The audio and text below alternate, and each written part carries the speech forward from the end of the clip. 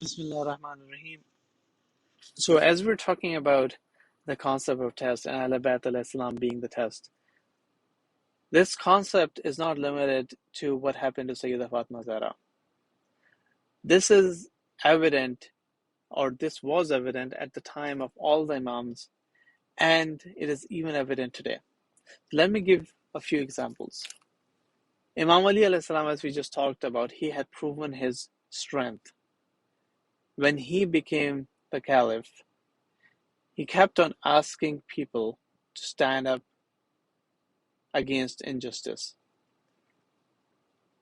When he fought the Battle of Jamal, with 12,000 people and 120,000 on the other side, that was a test of the Ummah, of where do they stand.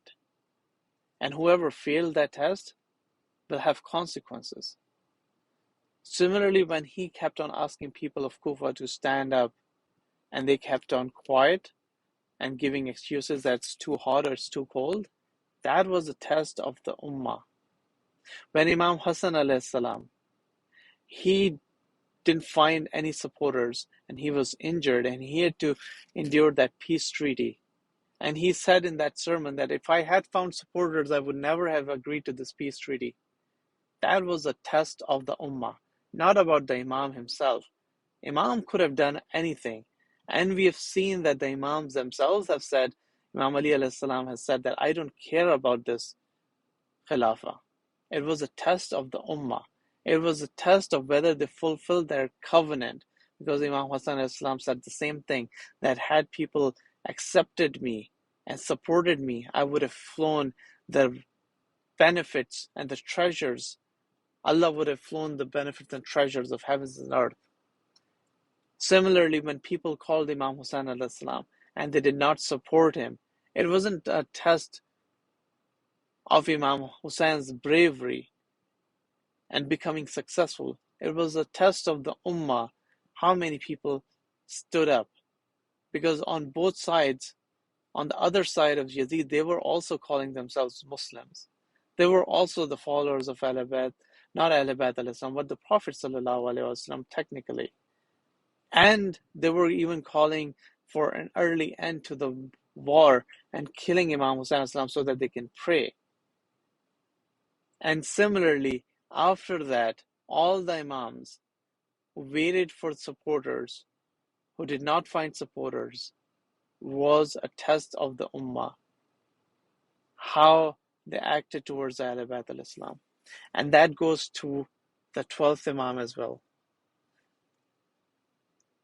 Standing up for the cause of Ahl-e-Bait al-Islam, standing against injustice, and highlighting the injustices that had happened to Ahl-e-Bait al-Islam, or keeping quiet, is a test of the Ummah, is a test of the people. And this is not about only historical injustices. It's also about what is happening today, what is happening in Hijaz, what is happening to Baytullah, what is happening to Baqi, to the Prophet's Mosque. It's a test of the Muslims of the time, of today. Especially if you do not have taqiyya obligatory upon you. If you're not scared for your life or your family's life or your sustenance or your well-being, then it is obligatory upon you to highlight the affairs of Ahl-e-Bait al-Islam, to highlight highlight that Baytullah should be in the custody of Ahl-e-Bait, to highlight that the broken graves of Ahl-e-Bait al-Islam in Baqi, it's an injustice. It's an effort to extinguish the light of Ahl-e-Bait al-Islam, to highlight that what happened to Syeda Fatima Zehra was wrong, and the people who committed that were wrong. Do not call them bad words. Do not use foul language, but highlight that the caliphs, they usurped the right of Imam Ali AS. They usurped the right of Syeda Fatima Zehra. They are the cause behind all the problems in the world. Because if Muslims had agreed to that covenant that Allah had made and that the Prophet had delivered on the day of Badr, that this would not have happened. But that is a test. For them, they performed something in their tests that they will be answerable to. But for us, it is our responsibility to convey the message and perform this test how it should be performed, because we will be judged according to our efforts, not according to the efforts of those who lived 1400 years ago.